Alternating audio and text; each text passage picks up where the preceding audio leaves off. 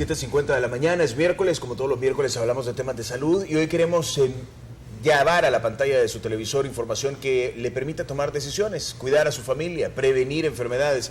Tenemos todavía no declarada como epidemia, pero sí un incremento de casos, doctor panameño, en el tema de la influenza H1N1.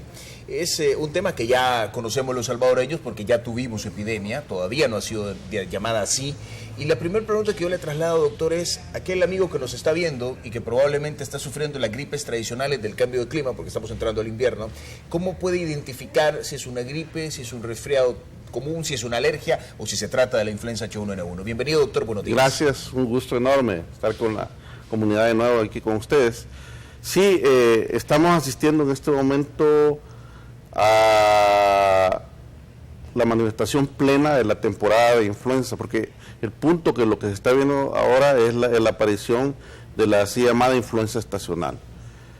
Es decir, que a lo largo del año la influenza se hace presente en nuestra comunidad en una forma ya conocida y ya esperada, y esto es bien importante, porque no es un fenómeno que haya sido desconocido o que no se sabía que iba a suceder.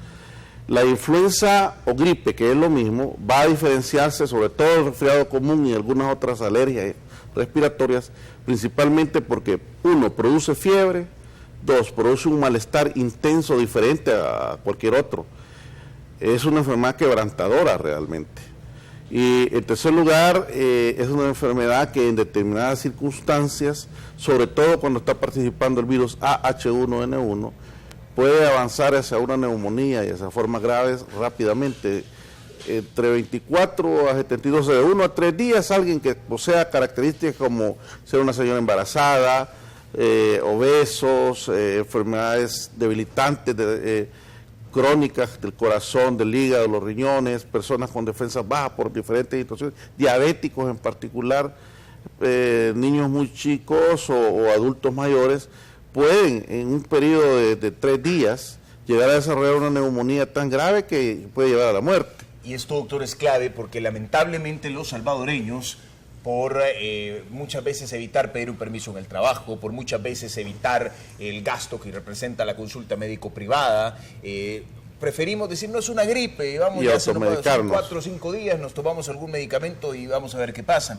¿Cuándo, doctor, o qué tan peligroso es tomar esta medida si estamos hablando de H1N1 en esos grupos de riesgo? Y sobre todo, porque hablando de influenza A y en particular de H1N1, los medicamentos antivirales que pueden cortar la progresión de la enfermedad hacia las formas graves funcionan de la mejor manera dentro de los 3 primeros días a partir del inicio de los síntomas. Entonces, esperar 4 o 5 días en una circunstancia de esas puede ser fatal. Yo recomiendo que si después de 1 o 2 días de alguien estar con un cuadro con fiebre y con molestias y no mejora con acetaminofén, consulte inmediatamente. Ya sea a un servicio de salud pública, de la seguridad social o a su médico de confianza, porque en las actuales circunstancias esta cosa puede llevar a un mal resultado. Ahora, doctor, y eso me parece muy importante. A ver, la gente dice, bueno, neumonía, pero quizás no entendemos bien qué es una neumonía. Sí. Me gustaría que nos explique usted, cuando tenemos el riesgo de que un H1N1 derive en una neumonía, ¿hay riesgo de morirse, doctor? Exacto. Una neumonía es la inflamación del tejido pulmonar que impide el adecuado intercambio gaseoso y que una de las principales manifestaciones va a ser la dificultad para respirar y que en los mejores lugares del mundo puede tener hasta un chance del 12% de fallecer por la neumonía. Pero ese 12% en los mejores lugares en el mundo, pero eso se traslada, va aumentando hasta llegar 40, 50%, dependiendo de las facilidades que hayan en el lugar donde se atienda la neumonía y los medicamentos y ventilador y en un sistema complicado como el nuestro realmente es muy peligroso. Digámoslo de esta manera grosera si quiere, doctor, pero claro, si a usted le da neumonía y entra al sistema público de salud es como que vende una moneda. Es la misma posibilidad que tiene de morirse. 50%. Bueno, sí, es una posibilidad. Esto es porque entra en juego una serie de circunstancias que se conjugan al final, como es disponibilidad de medicamentos, de equipo, entonces es un chance muy alto de fallecer. Por eso es que la medida fundamental es prevenir, Y consultar a tiempo. Y consultar a tiempo, así es. Y entonces ese es un punto importante. ¿Cómo prevengo, doctor? La medida fundamental de la prevención de la influenza es la vacunación.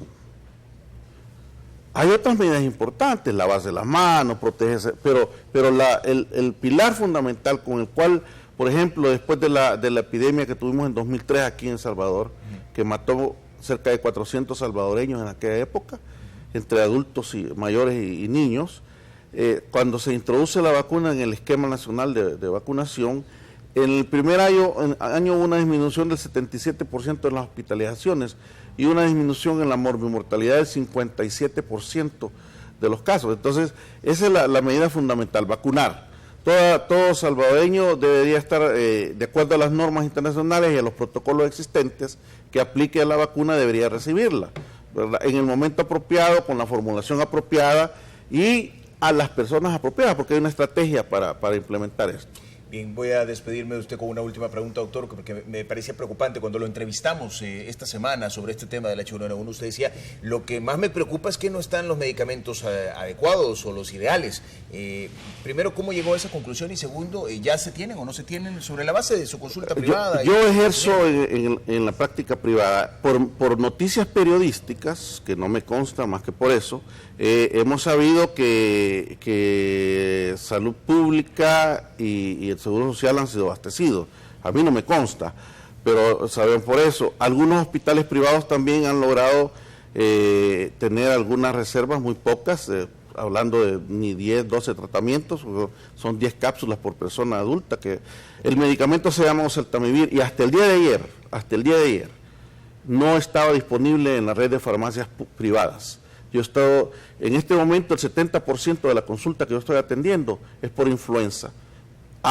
Comprobado en algunos casos vía hisopado nasal, para clasificarla como H1N1 se necesita otro examen especial, disponible solo en salud pública, pero el punto es que en nuestras farmacias, si alguien va a un consultorio privado y requiere el medicamento, no está disponible en la farmacia, al del día de ayer, ¿verdad? Doctor, gracias por su tiempo, queda hecho el aviso, no busquemos el medicamento, prevengamos.